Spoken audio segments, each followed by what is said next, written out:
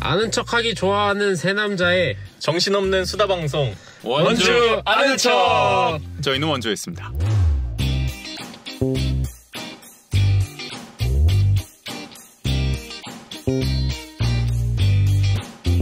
안녕하세요. 원주 아는 척 조국인 조은재입니다. 반갑습니다. 반갑습니다. 네. 우재씨 네. 2022년 마지막 날입니다. 아니 언제 시간이 이렇게 흘러갔는지. 그러니까요. 아마 너무 빠릅니다. 너무 빨라. 네.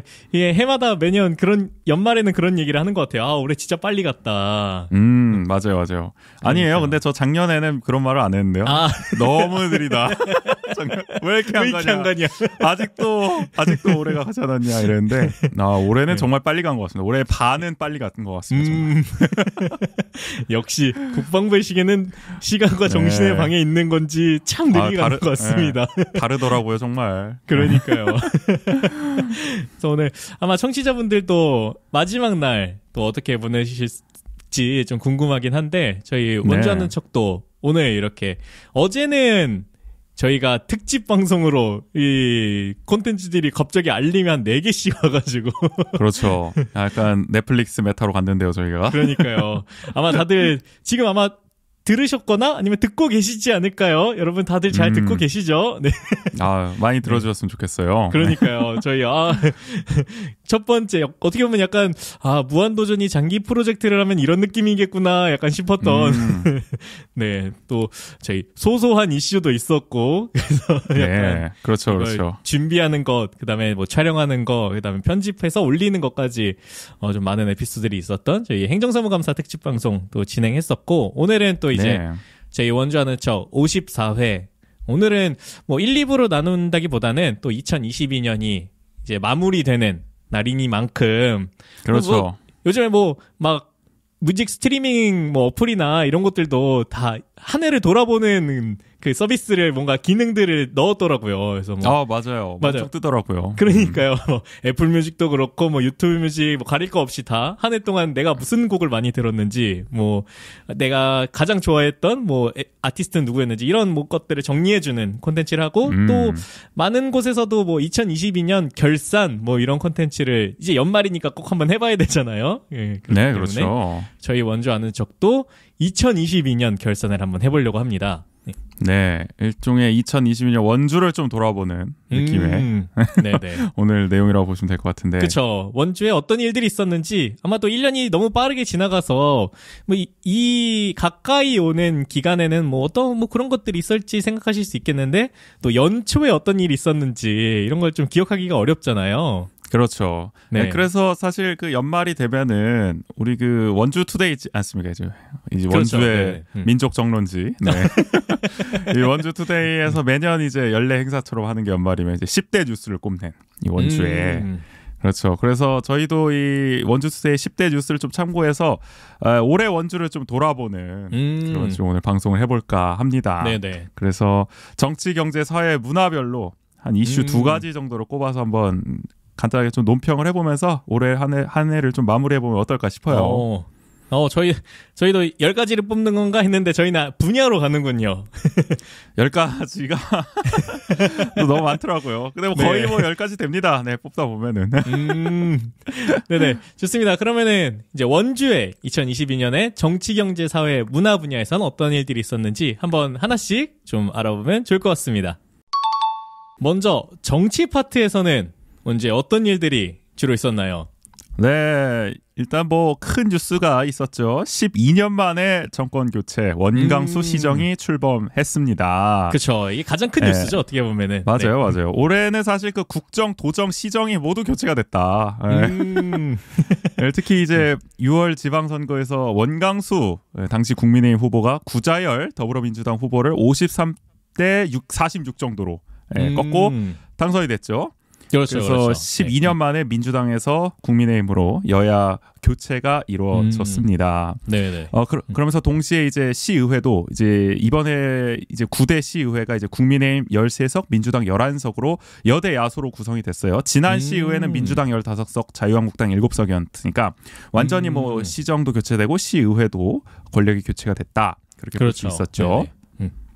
그러니까 이게 또 국회의원 선거까지도 그 원주시 갑 선거구가 같이 보궐선거로 이루어졌는데 여기도 같은 흐름으로 좀 이어졌잖아요. 네. 그렇죠. 사실 여기는 우리 또 이제 국민의힘에서는 박정아 후보가 나왔고요.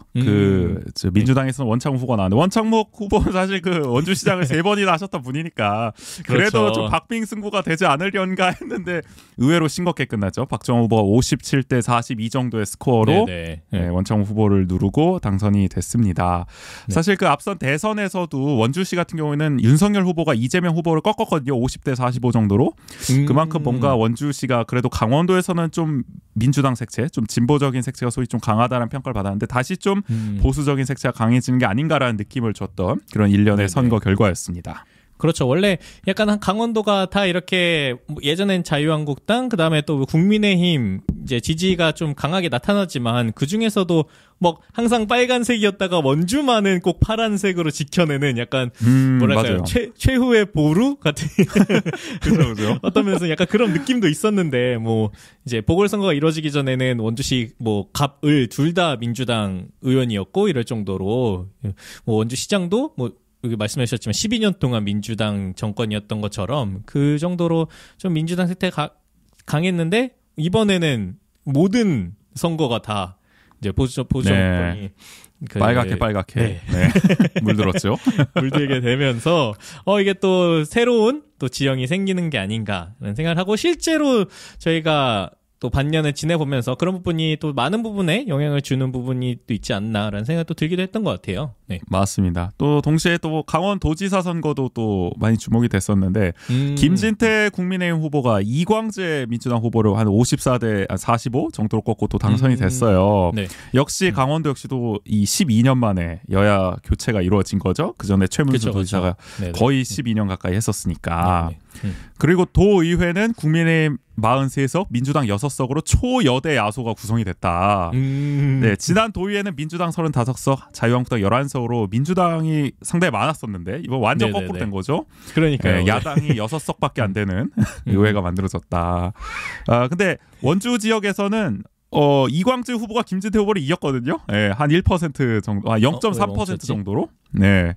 이게 이제 평창군과 함께 유이하게 승리한 지역인데 뭐 이런 걸 보면은 글쎄 이게 이광재 후보의 개인기인지 그래도 민주당의 저력이 좀 남아있다고 봐야 되는 건지 모르겠습니다만은 어쨌든 이런 결과가 있었다. 네. 그리고 이제 도의원 6명, 민주당 도의원 6명이잖아요. 총 지금 도의회에서 그중에 3명이 이제 원주에서 나왔다. 그런 거 보면 아직까지 그래도 원주에서 그나마 말씀하신 대로 좀 최후의 보루 선방을 좀 해준다. 강원도에서 그렇게 볼 수는 있을 것 같습니다. 어쨌든 원광수 시정은 이렇게 출발은 참 어떻게 보면 12년 만에 정권 교체 야심차게 좀 출발을 했는데 근데 인수위부터 좀 시끄러웠죠. 뭐 이게 전임 색채 지우기 논란 다방면에서 일으키면서 쉽지 않은 그런 모습을 보여줬는데 또 최근까지도 이제 본인 역시도 지금 선거법 위반 혐의로 재판을 한창 또 받고 있는 중 아닙니까? 그렇죠. 여러모로 지금 안팎으로 시끄러워요. 하여간.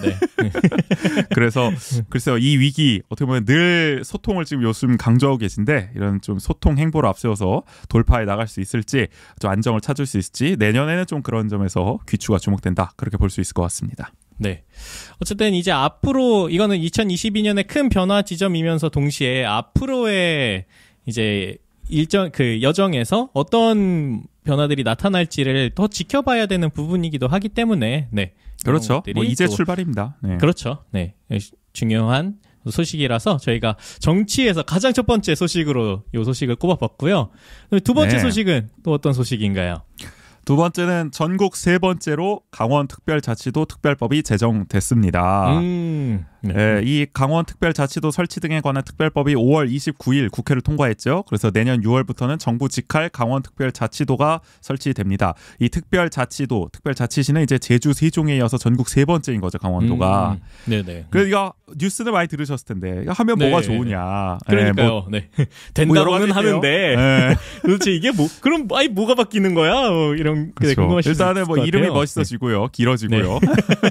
그리고 이제 뭐 행정적 재정 지형적 특례가 있다. 예를 들어서 도 조례를 통해서 공무원 조직 정원을 좀 정할 수 있고요. 조직이나 그리고 행정기구를 설치 운영하는 거에 있어서도 자율권을 좀 보장받게 된답니다. 원래 이걸 하려면은 뭐 행정자치부라든 행정안전부 요즘 뭐야 어디야 아무튼 여기 허락을 받거나 뭐 이런 식으로 돼야 되는데 이제 그런 데에서 좀 자율성이 생긴다고 하고요.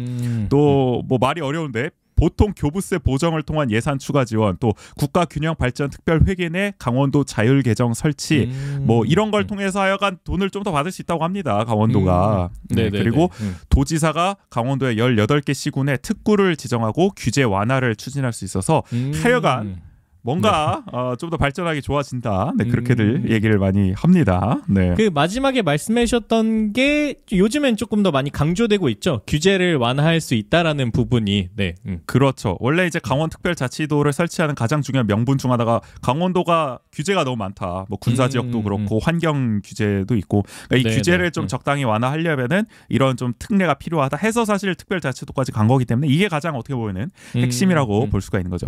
그래서 지금 가장 한창 하고 있는 게 각 시군의 의견을 수렴해서 강원특별자치도법을 이제 개정하려고 진행 중이거든요. 이걸 원래 제정한 거는 일단 제정하고 그다음에 준비 기간을 좀 둔 다음에 다시 이제 뭐 의견 같은 걸 수렴해서 개정을 해서 이제 완벽하게 출범시키겠다는 거거든요. 그러니까 지금 이제 의견 수렴 절차 중인 거죠. 개정을 앞두고 이제 원주 같은 경우에도 이슈들이 있습니다. 예를 들어 뭐 반도체 대기업 유치라든지 뭐 기업 혁신 파크, 불온 국가 산단 조성, 디지털 헬스케어 기반 비대면 진료 등을 위한 뭐 여러 가지 규제 완화가 필요하다는 거예요. 원주도 하여간. 그래서 요거를 지금 추진하려고 이제 의견을 좀 보내고 있는 상황이죠. 네. 그래서 어쨌든 내년 6월이면 출범합니다. 이 강원특별자치도는. 그래서 어쨌든 뭐 다들 좋다고도 하는데 지역 언론에서도 그렇고 글쎄요. 뭐 솔직히 이 도민들 입장에서 그렇게 실감이 나는지 사실 모르겠어요. 그렇죠. 이게 뭐 바뀐다 그래서 당장 뭐가 바뀐다기보다는 그러니까 어떻게 보면은 약간 귀찮아지는 것만 많아지는 게 아닐까. 이제 주소 쓸 때 보통은 강원도 이렇게만 쓰거든요. 근데 이제 강원특별 그렇죠. 어디까지 써도 될지 이게 약자가 어느 정도 될지 모르겠네요. 강원특별도 뭐 이렇게 써도 될지 아니면 뭐 그런 거 모르겠지만. 네. 그리고 제주 도민들은 다 쓰나? 제주 특별자치도? 뭐 모르겠네요. 어쨌든 그게 은근 귀찮거든요. 네. 강원도까지 쓰는 것도 사실은 귀찮은데 이제 특별자치도까지 쓰려면은 이거 뭐 어디 소포 보내고 이럴 때 너무 귀찮을 것 같은데. 그러니까 이게 우리 삶의 체감이 그 주소 더 쓰는 거 그 정도 체감으로 그치면 안 되는 거 아닙니까? 주소 쓸 때만 체감되고 특별자치도라는 게 일상에 아무 변화가 없으면은 그것도 문제다 상당히. 네. 그렇기 맞죠. 때문에 그러니까 좀 이제 아무래도 삶에서 직접적인 변화를 체감하기에는 당장은 좀 힘든 게 있지 않을까.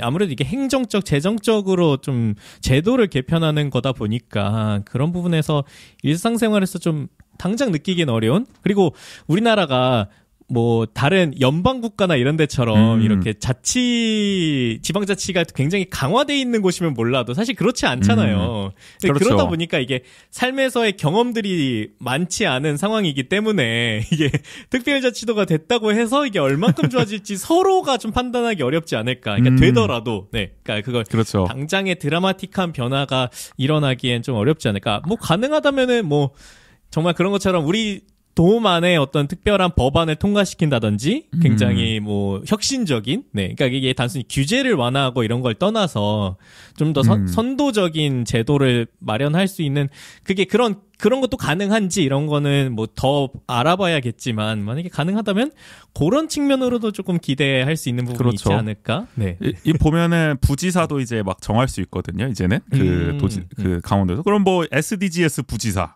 뭐 이런 사람도 임명할 수 경제부지사를 넘어서 말이죠. 그런 거를 뭐 사회적 경제부지사 이런 걸 임명해 볼 수도 있고 맞습니다. 여러 가지로 특색 있는 시도들이 가능할 것 같고. 근데 이게 여담입니다만은 그 이제 강원도가 설치가 되긴 하는데 강원특별자치도가 또 이제 전라북도도 설치가 되거든요. 이제 거의 법이 통과돼서 그리고 또 충청북도도 추진 중이다. 이러면은 특별자치도가 이게 우리가 전국 3번째긴 한데 이 우후죽순 생겨서 전국이다 특별자치도. 이 말씀하신 대로 그냥 연방제로 가야 되지 않나요? 우리? 연방으로 가는 겁니까? 그러니까요. 다들 뭐 스테이트로 가가지고 강원 스테이트 해가지고 그렇죠. 네. 그래서 어떻게 보면은 뭐 기대했던 것만큼의 특색이 있겠냐라는 우려 있죠. 어쨌든 뭐 제도적 장점은 계속 살려서 갔으면 좋겠고 한마디로 어쨌든 우리 삶에 좀 변화를 체감하는 특별자치도가 되기를 좀 기대를 해보겠습니다. 네, 강원 공화국 출범인가요? 따로 가나요? 여러분 이제 강원도 오실 땐 여권 들고 오셔야 합니다. 아 그거는 좀 위험한 발언인데. 근데 또 이런 걸 하면은 우려되는 게 또 세금 괜히 오르는 거 아니냐. 뭐 지방세. 저희 그렇죠. 뭐 이런 게 너무 네. 자율적으로 또 이게 편성할 수 있다 보니까. 네. 저희 아버지가 여주 사시는데 여주가 그 군에서 시로 승격될 때 엄청 그 불만이 많으셨거든요. 괜히 세금만 오른다고. 그래서 세금이 오르더라도 그 오른 만큼의 좀 체감을 할 수 있는 변화가 있기를 다시 한번 좀 기대를 해보겠습니다.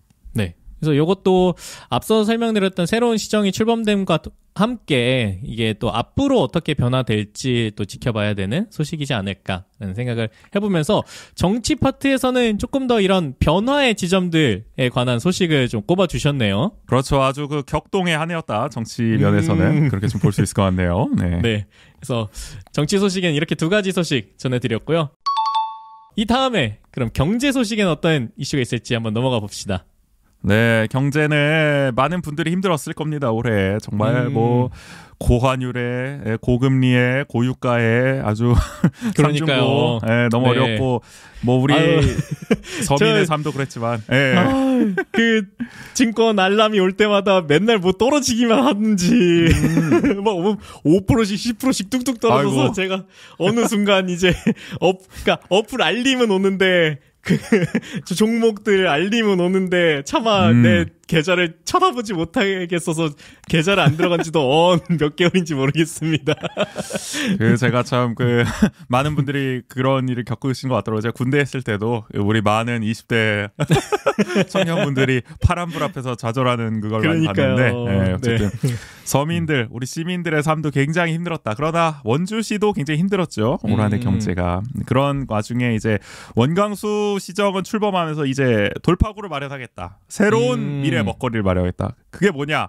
바로 앞으로 원주의 새로운 특산물이 될 반도체다. 야, 미래 먹거리를 반도체에서 2000 특산물 아닌가요, 그거? 그렇죠. 이제 우리도 재배한다 반도체. 우리도 수 없다. 네. 그러면서 올해는 어떻게 보면 반도체로 좀 이 산업 패러다임을 전환하는 어떤 첫 번째 해였다라고 볼 수 있는데요.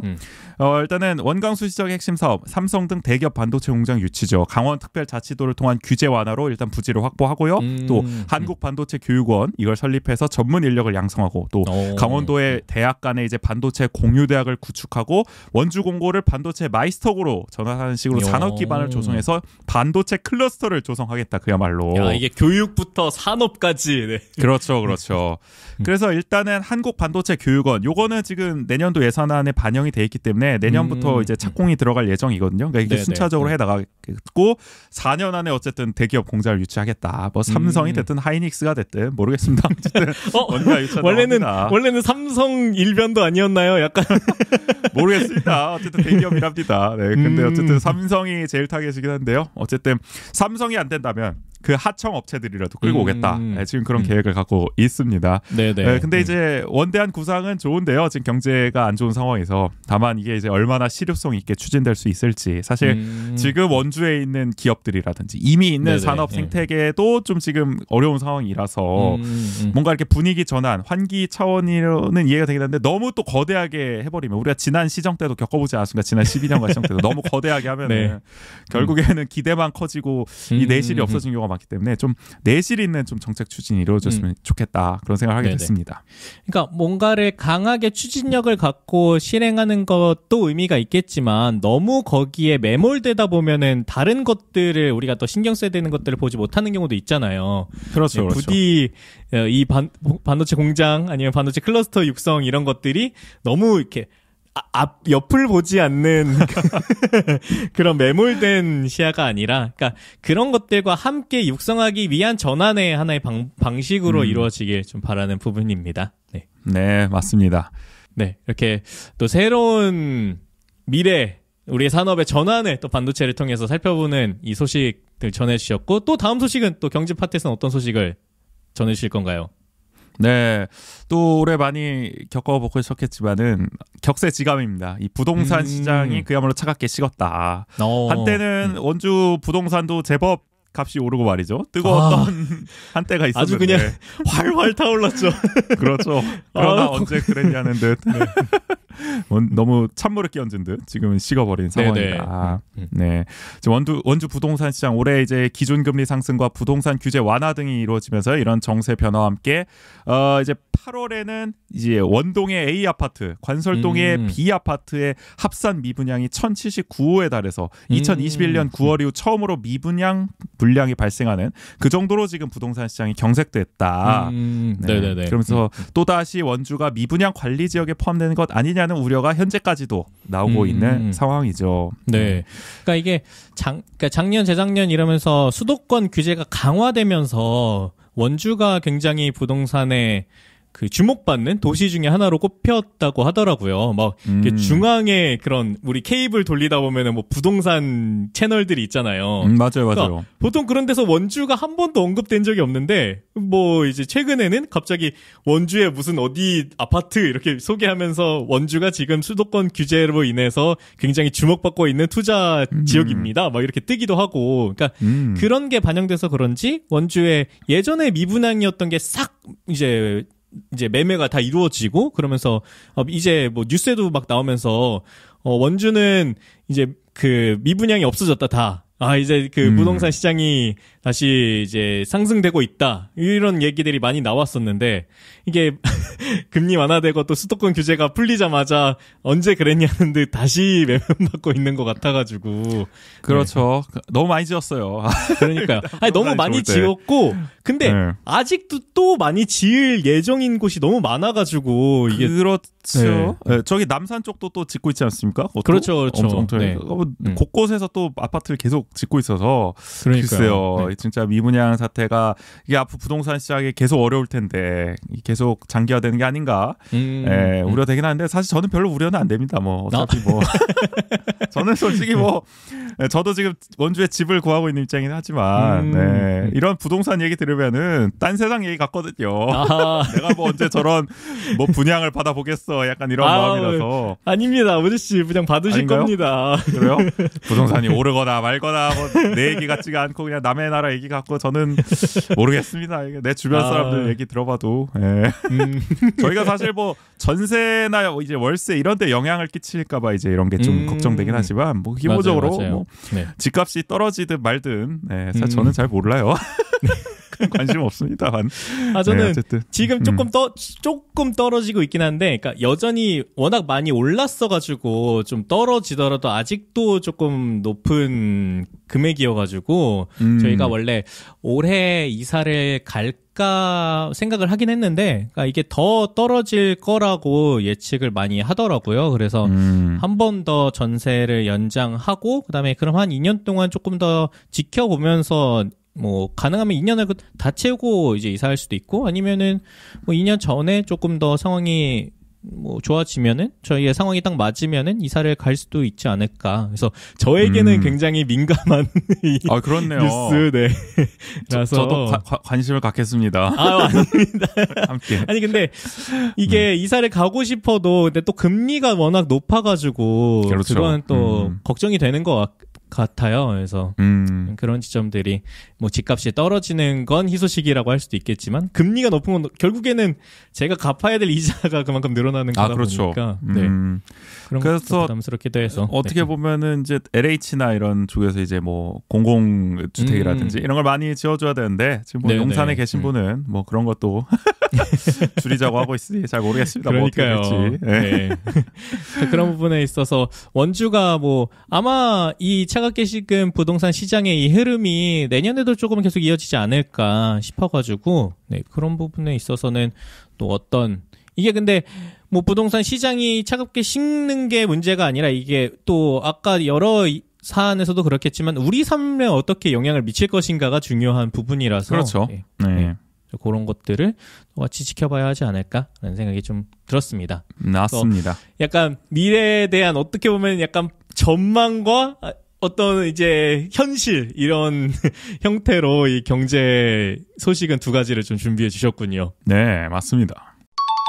이번에는 사회 파트에서의 소식은 두 가지에 뭐가 있는지 한번 알아보면 좋을 것 같습니다. 첫 번째는 뭐 저희도 많이 전해드렸었죠. 있었는데 없어질 뻔했지만 다시 있어진 초유의 고속버스 터미널 네. 증발 위기를 꼽아봤습니다. 이 네. 원주 고속버스 터미널 부지를 동부고속이 올해 3월 매각을 하고 새 주인이 터미널 시설 퇴거를 요청한 사실이 알려져서 크게 논란이 됐었죠. 이게 한 6월쯤이었습니다. 그렇죠. 네. 그 터미널이 한순간 사라질 위기에 맞았는데요. 원광수 시정 출범 후에 당면 과제로 이제 사태 해결에 나서면서요. 12월부터는 시외버스 터미널과 통합 운영되는 것으로 일단 정리가 됐습니다. 급한 불을 끈 셈이죠. 당장은. 네네.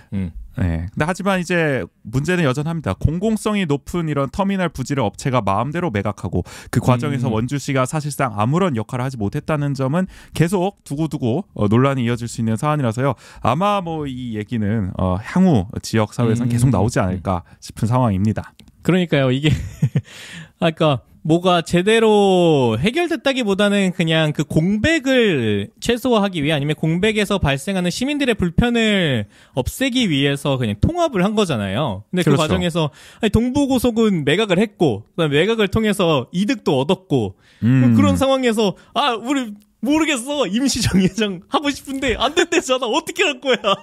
아니 어떻게? 우리 버스 하지 마. 이러니까 일단 버스는 이렇게 해. 약간 이런 상황인 것 같아가지고. 네. 그렇죠. 그리고 또 최근에 원주시가 말이죠 그 SNS에 인스타 페이스북에 그 고속버스 터미널에 이제 마지막 순간이라 해가지고 뭐 게시글을 올렸어요. 사진과 함께. 그래가지고 네. 댓글에 당장에 막 뭘 잘했다고 이런 걸 올리냐 엄청 날렸습니다. 막 이걸 왜 올리냐 도대체. 왜 그랬을까요 진짜? 그러니까 뭐 이게 뭐 환수한 것도 아니고 이 거기 업체만 그 이득 해준 거를 뭐가 잘났다고 이렇게 소식까지 올려주냐 막 엄청 비판의 댓글들이 엄청 많더라고요. 그리고 또 그 SS 관리자가 또 대댓글을 달았어요. 그 지적하신 내용을 또 엄중히 받아들여서 뭐 잘하겠다 이게 맞다 싶던데요 저는. 아니 그거 보면서 그걸 그렇게까지 소통을 적극적으로 하는 게 맞을지. 그러니까요. 물론 뭐 네. 하트만 누르고 도망가는 것보다야 뭐 적극적으로 대댓글까지 남기는 게 더 잘했다고 해야 되는 건지 모르겠지만 네. 어쨌든 왜 그런 게시물을 올렸나 의아하긴 했습니다. 어쨌든. 네, 그래서 그런 부분들은 네 앞으로 좀 계속해서 이런 지점에서는 향후에 그럼 어떻게 할 것이냐 아니면은 이게 또 통합이 되긴 했는데 이게 언제 그냥 이대로 계속 갈 것이냐 이런 부분에서도 좀 논란이 있지 않을까라는 생각이 들어서 이 고속버스 터미널 저희도 거의 원주하는 척에서 약간 고정 코너처럼 한동안 계속 전해드렸던 이 소식이었는데 맞습니다. 또 지역사에서 굉장히 중요했던 소식이라서 전해드렸고요. 사회 파트에서 네. 또 다른 소식은 좀 어떤 소식이 있나요? 네, 이거는 전국적으로 크게 이슈가 됐었죠. 학성동 유흥업소 인권유린 사건이 또 논란이 많이 됐었습니다. 네네. 이 학성동 희배초에서 소위 방석집을 운영하던 그러니까 이게 등록된 업소였어요. 합법 업소였어요. 당시에. 네네. 이곳을 운영하던 이제 포주 자매가 2018년 6월부터 2021년까지 3년간 3, 40대 여종업원 5명을 인권 유린한 사실이 뒤늦게 알려져서 이제 충격을 줬던 건데요. 2평 남짓한 방에서 감금, 구타, 학대, 또 강요된 성매매를 일삼았다고 합니다. 그래서 차마 저희가 이제 설명하기 어려울 만큼 끔찍하고 잔인한 가혹행위가 지속됐고 이게 또 올해 그것이 알고 싶다 SBS 이 프로그램을 통해 또 방영이 되면서 전국적으로 또 많이 이제 이슈가 됐었죠. 그렇죠. 네. 네, 그래서 이 피해자들이 2021년 8월 원주 경찰서에 고소장을 제출하면서 어떻게 보면 수사가 진행되기 시작했고요. 이제 올해 6월 23일에 검찰이 16가지 혐의로 자매를 구속 기소했습니다. 그래서 춘천지법 원주지원 1심은 A씨에게 그러니까 자매 중 A씨에게는 징역 30년, B씨에게는 22년을 각각 선고했는데요. 재판부는 현대사회에서 상상하기 어려울 정도의 끔찍하고 엽기적이면서 가학적인 범행으로 죄책감 없이 인간의 존엄성을 짓밟았다면서 몸에 지울 수 없는 상처를 입은 피해자도 있는 등 모든 국민이 인간으로 존엄성을 갖는다는 헌법에 비춰 도저히 상상할 수 없을 정도로 잔혹하고 반인륜적이다. 피해자 고통을 헤아릴 수 없다고 판시했습니다. 네, 근데 지금은 검찰과 자매가 모두 항소를 해서요. 항소심이 지금 진행 중인 상황이죠. 네. 그러니까 이게 참 진짜 이 판결문이나 아니면 이 내용을 혹시 뭐 기사나 아니면은 뭐 다른 형태로 한번 접하실 수 있다면은 뭐 보시면 아시겠지만 굉장히 진짜 어떻게 인간이 그렇게 할 수 있을까 싶을 정도의 폭력을 가한 이 모습들이 저는 근데 요 소식을 또 저도 약간 뒤늦게 접하기도 했는데, 그러니까 이게 지역사회에 그렇게 많이 알려지진 않은 것 같아요. 이게 전국적으로는 굉장히 큰 이슈가 되기도 하고, 주목을 받기도 하고 했는데, 그런 부분에서 아마 이 방송을 청취하시는 분들 중에도 많은 분들이 좀 이 소식이 있었다는 거를 모르시지 않을까라는 생각이 좀 드는 것 같아요. 그래서. 네. 그래서 사실 어떻게 보면은 이게 고질적인 이제 문제일 수도 있는 거죠. 이 어떤 그렇죠. 한 업소 일탈보다는 소위 말해서 학성동의 그런 힘해촌, 성매매 집결소가 계속해서 이거를 좀 해결해야 된다라는 여론이 있었던 상황에서 더구나 또 이런 일까지 벌어지게 된 상황인 건데. 네네. 그래서 이제 강원 지역 여성인권단체 100여 곳이 연대한 강원 성매매 처벌법 개정 촉구 연대가 그래서 이 사건을 이제 규탄하면서 학성동 이제 그 원주역 구 원주역 부근에서 이제 집회를 열기도 했고요. 그러면서 가해자 엄벌과 함께 이제 노르딕 모델을 기반에 둔 성매매 특별법 개정을 촉구했습니다. 이 노르딕 모델이라는 거는 그러니까 소위 말해서 이제 북유럽 국가들이 하고 있는 이제 성매매 처벌법인데 이제 간단하게 얘기하면은 이제 성 구매자와 판매자가 있다고 했을 때 이제 성 구매자만 처벌하는 거죠. 판매자는 이제 처벌하지 않고. 근데 지금 한국의 성매매 특별법은 성 판매자까지도 그러니까 이게 강요가 입증되지 않으면 그러니까 강제로 했다는 게 입증되지 않으면 판매자까지 처벌하고 있기 때문에 이게 네네네. 성매매 신고를 꺼리게 만든다. 그러니까 강요된 건데 사실상 그래가지고 성매매를 뿌리 뽑기 어렵다 해서 이 노르딕 모델을 도입을 주장하는 사람들이 있는데 이 학성동 힘해촌 사건을 또 바탕으로 해서 정말로 이런 법이 개정이 필요하다라는 주장이 이번에 또 힘을 싣게 됐고요. 네네. 그러면서 이제 원광수 시장은 또 불법행위 단속과 함께 힘해촌 폐쇄 뜻을 밝혔는데요.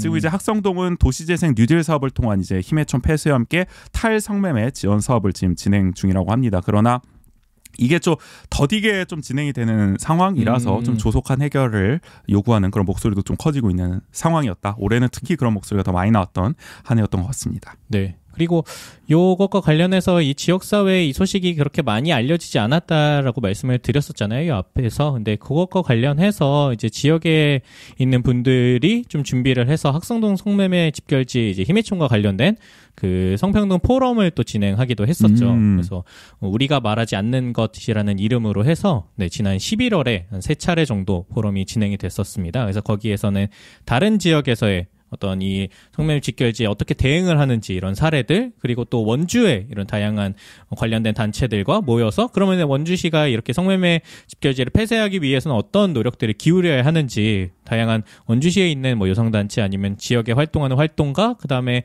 원주시 그 관계자분들도 모여서 굉장히 다양하고 좀 구체적인 논의들이 이루어졌었던 시간이 있어서 저도 그때 같이 포럼에 참여를 했었는데 굉장히 의미 있는 좀 논의들 그리고 좀 더 그게 시에서도 이런 의지들이 있다 보니까 좀 더 구체적으로 다양한 논의들이 이루어질 수 있었던 것들이 있어서 좀 의미 있는 시간이 아니었나라는 생각이 들었고요. 그래서 거기서의 내용들을 바탕으로 계속 이것을 이어나가기 위해서 그냥 포럼으로 그치는 것이 아니라 어떤 평등과 관련한 어떤 대화 모임도 계속 꾸준히 진행된다고 합니다. 그래서 그런 이야기들이 계속 지역에서 진행될 수 있지 않을까라는 생각을 좀 해봤습니다. 네.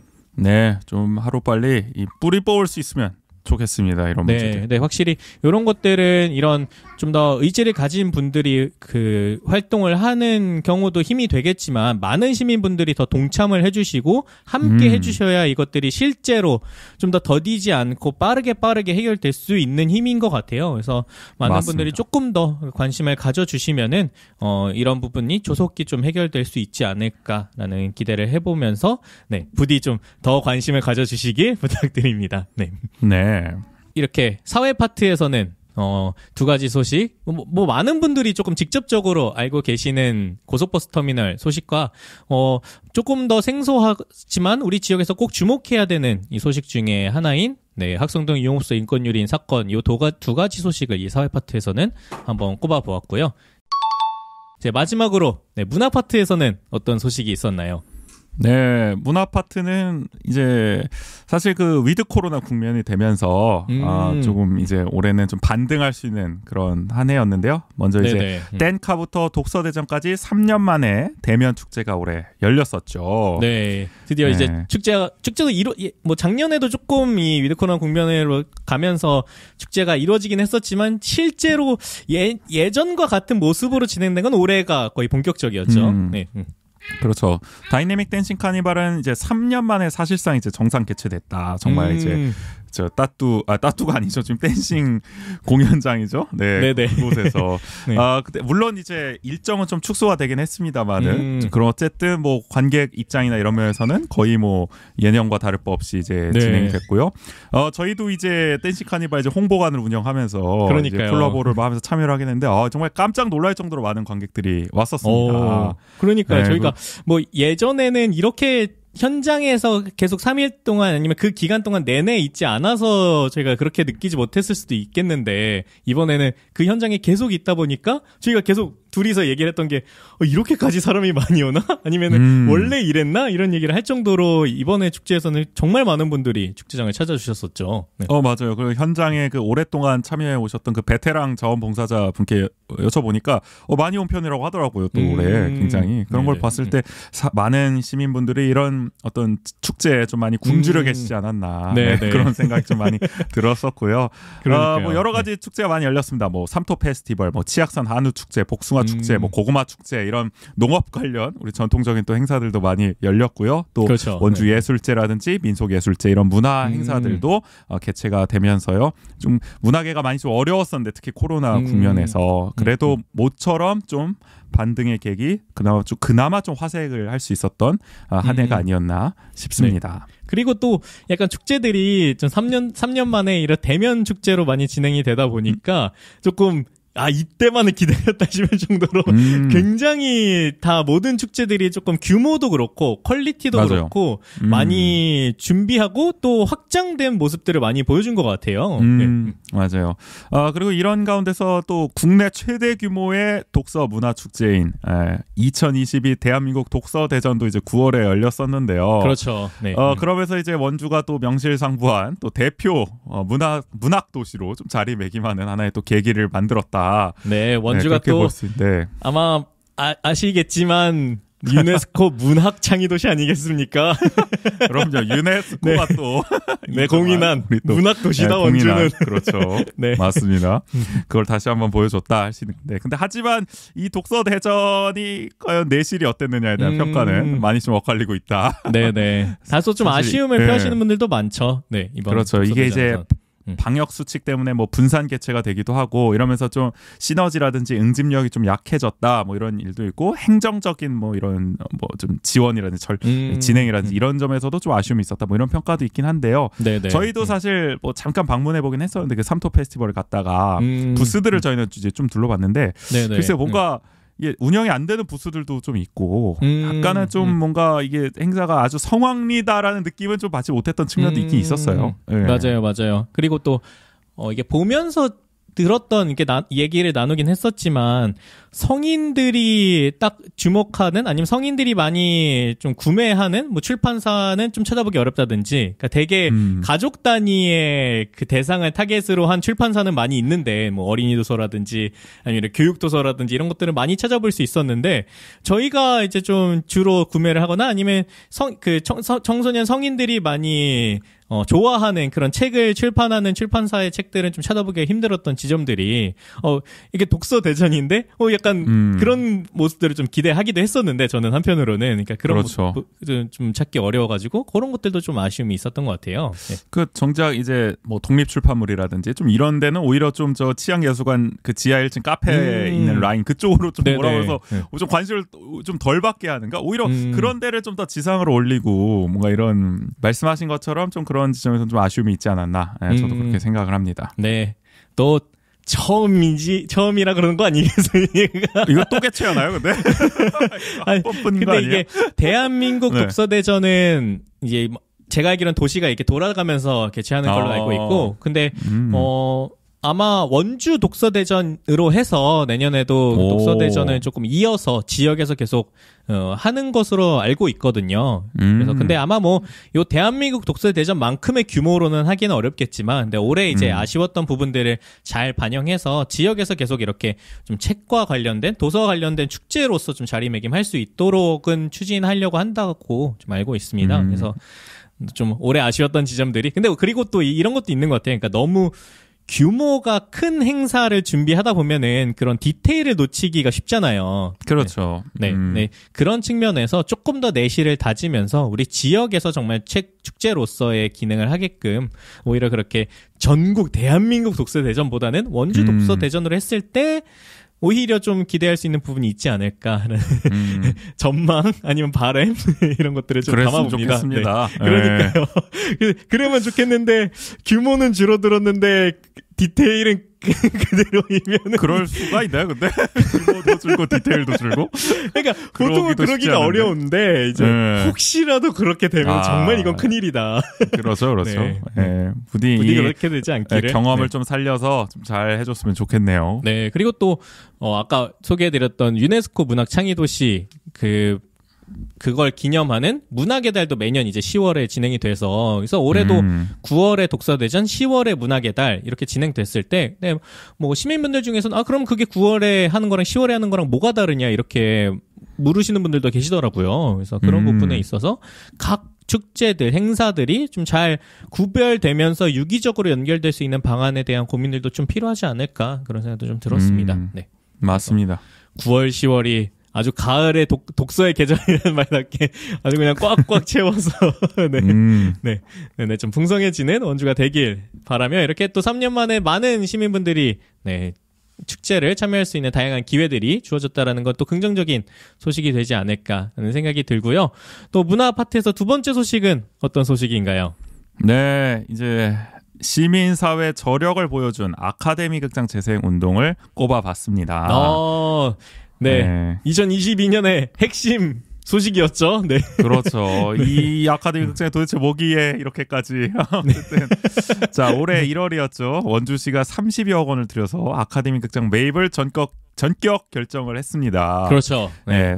그동안 부정적이었던 시정 방침을 뒤집고 매입을 이끌어내는 과정에서 이 보존 추진위를 필두로 한 시민사회의 저력이 굉장히 돋보였는데요. 이 문화기획 행사라든지 캠페인이라든지 모금 운동 등을 진행하면서 어떻게 보면 이 아카데미 극장 재생 사업을 위한 정말 다양한 활동들을 펼쳐줬습니다.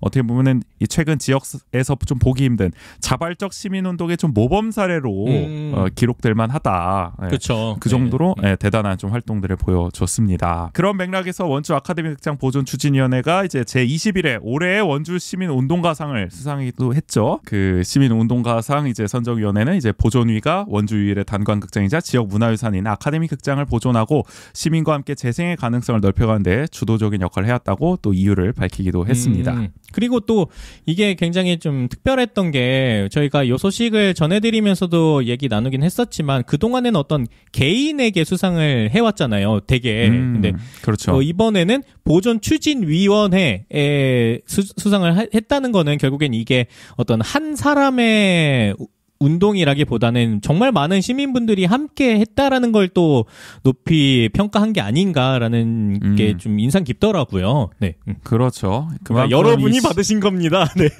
그렇게 그런 셈이죠. 네. 따지고 보면은. 네. 어떻게 보면은 그 정도로 이 시민 운동의 어떤 성과가 돋보이는 사례라고 할 수 있는데 그러나 이제 우리 원광수 시정에 출범한 이후로 이 아카데미 극장 재생 사업은 다시 위기를 맞았다. 소위 말해서 이 돈들일 만큼 가치가 있느냐 아카데미 극장이 이게 시의 입장이죠. 계속 돈이 투입되는데 과연 그 정도로 이것이 유의미한 사업이냐 그러면서 이제 뭐 공론화 절차 수기 과정을 거쳐서 재생 여부를 이제 내년에 결정하겠다고 하는 상황인데요. 뭐 저희가 호회를 통해서도 뭐 계속 전해드렸기 때문에 많이 아시겠습니다만은 내년에도 이 아카데미 극장 재생 사업은 계속 화두가 되고 우리 시민 사회의 역량을 또 계속 보여줘야 하지 않나 내년에도 그런 생각이 듭니다. 올해 이런 그리고 작년부터 이어온 그리고 그 전부터 어떻게 보면 뭐 6년 7년 동안 이어온 이 힘이 내년에도 조금 더 발휘돼야 하는 숙제가 놓여져 있지 않나라는 생각이 좀 들었습니다. 네. 맞습니다. 올해의 소식뿐만 아니라 내년에도 이어지는 소식이 되지 않을까라는 생각이 좀 들었고요. 이렇게 저희 정치, 경제, 사회, 문화 파트로 두 가지씩 소식들을 조금 간단하게 컴팩트하게 또 이렇게 한번 꼽아봤는데 저는 아쉬운 부분들이 중요한 소식 몇 가지를 좀 빼놓은 것 같아서 저희 그런가요? 네. 네. 원주시의 이런 중요한 소식들도 있지만 또 원주 아는 척으로 봤을 때도 중요한 소식이 있지 않나라는 생각이 원주 아는 척으로 하면은 네. 꼽을 수가 없어요. 너무 많기 때문에 저희는 너무 많아서. 네, 제가 좀 자제를 했습니다. 그래서 네. 아, 그러니까요. 뭐 우재 씨 전역한 것도 큰 소식 아니겠습니까? 아, 그렇네요. 네. 제가 네. 그 올해 절반은 군대에서 보내고 절반은 지금 밖에서 와서 보내고 있는 네. 상황인데요. 거의 그 절반 중에 대다수를 원주하는 척에 받쳐주셔가지고 거의. 아, 그렇죠. 더 열심히 하겠다는 네, 또 마음을 네, 다짐을 거의 하게 됩니다. 돌아오셔서 너 원주하는 척 혁신위원장으로서 개편도 이끌어주시고. 혁신위원장인데 위원들은 어디로 갔는지 춘천으로 갔는지 네. 모르겠습니다. 네.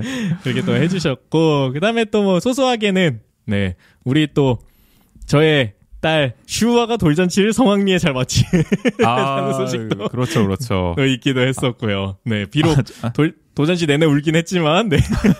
제가 사진을 찍었는데 90%가 다 울 때 찍어가지고. 그러니까요. 송구합니다, 이거. 네, 근데 또, 그게 또 추억 아니겠습니까? 나중에 그렇죠, 돌아보면, 그렇죠. 네. 네. 그리고 또, 원주 아는 척으로 보면은, 저희가 또 50회를 돌파했다라는 것도 또, 올해는 또, 그래도 의미 있는 소식이 아닐까. 네, 라는 생각이. 맞습니다. 저희 2020년 6월에 코로나가 아. 정말 한창일 때 첫 시작을 할 때만 해도 네. 그쵸. 언제까지 갈 수 있으려나 했는데 그래도 여기까지 왔습니다. 여러 약간 중간중간에 살짝 고비들이 있긴 했지만, 그래도 네. 저희 버텨냈습니다. 제가 갔다 올 때까지 살아남아 있다는 게 그러니까요. 우재 씨가 가장 항상 가실 때도 그렇고, 그때 입버릇처럼 했던 게, 원주하는 저기 저 돌아올 때까지 남아 있을까요? 이렇게 얘기를 하셨는데, 어떻게든 제가 살려냈습니다. 다행입니다. 정말. 아유, 그러니까요. 정말 고생 많으셨어요. 네. 그래서 원래 저희가 50회 얘기를 하면서 가능하다면은 또 많은 분들을 모시고 같이 공개 방송을 해보는 것도 의미 있겠다 이런 언급을 하긴 했는데, 뭐 올해까지는 저희가 또 개편도 하기도 하고 이런 과정에서 뭐 50회 특집으로는 많은 분들을 모시지 못했지만, 내년에 혹시라도 저희가 기회가 된다면은 정말로 그때는 한번 공개 방송도 한번 진행해 보면 어떨까, 소소한 바람을. 네. 네. 공개 방송을 굉장히 고대하고 계시는군요. 저만 고대하고 있는 게 아닐까. 막상 공개 방송을 했는데 많은 분들이 별로 안 오시면 어떡하지? 라는 생각이. 뭐 내년에는 또 100회 특집이 예정돼 있지 않겠습니까? 이 그쵸, 페이스로 그쵸. 간다면은. 네. 네.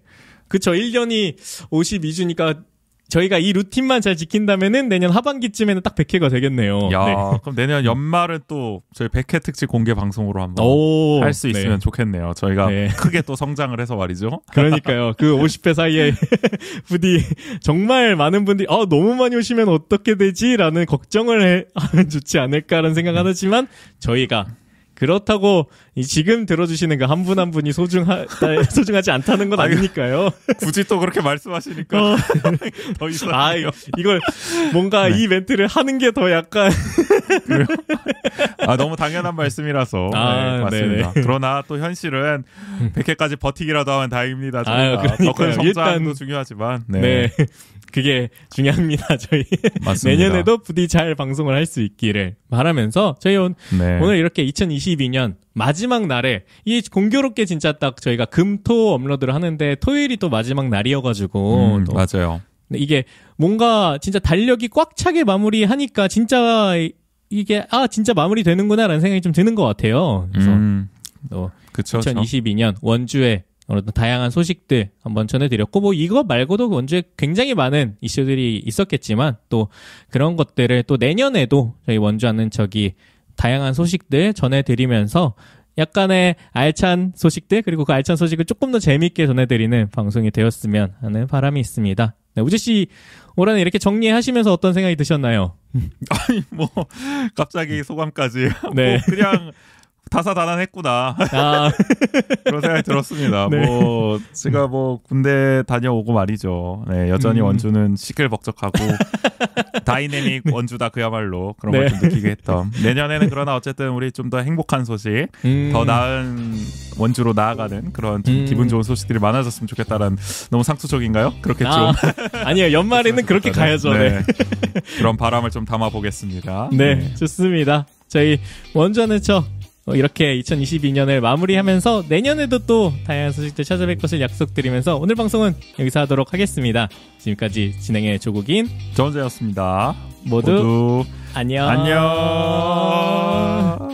해피 내년에 봐요. 안녕. 안녕.